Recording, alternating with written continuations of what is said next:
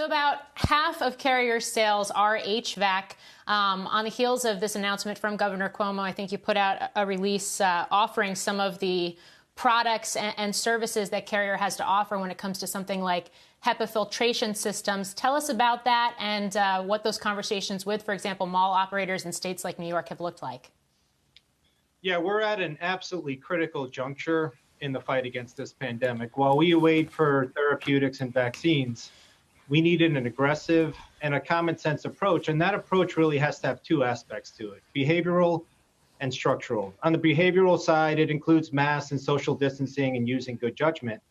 But on the structural side, I think there's a broad recognition now that people spend 90% of their time indoors.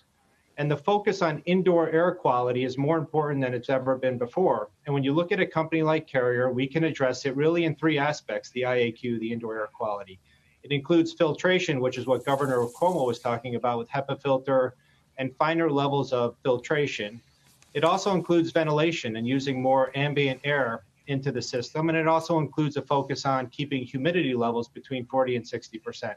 So we have spoken to some of the mall operators. In fact, I just got off the phone with one of them 10 minutes ago.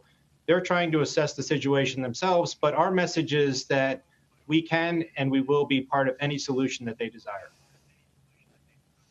And of course, it's not just malls either. I mean, bars are under intense scrutiny. We've seen bars in a number of states and counties closed down in recent days. Also, restaurants and potential either capacity decreases or even halts to indoor dining at restaurants. I could just go down the list in terms of some of the different businesses in which ventilation is now a key part of the discussion and safety protocols. How much demand have you seen, and how quickly, as different businesses do reach out to you about the possibilities, how quickly can you roll out some of these products and help them get back to work, essentially? Very quickly. You know, we've come up with an OptiClean solution, which is essentially a movable HEPA filter that you can actually put in place and plug into any store in a mall, or you can plug into a dorm room or to a classroom. So the demand is actually at very significant levels, and we're working with a number of verticals. We're working with hospitals.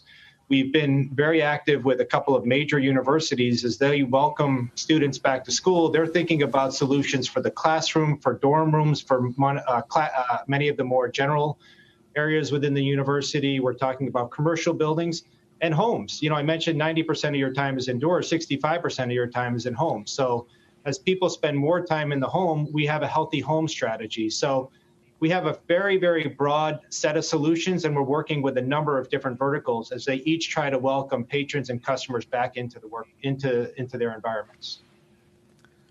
David, it's David Faber. I wanted to follow up with you on that in terms of, I mean, you're a global company, much of your sales outside the U.S. Are you seeing similar interest in these systems in places like Europe and other countries that have been hit as well, but perhaps are a bit further along in their recovery? Absolutely, David. And good morning to you.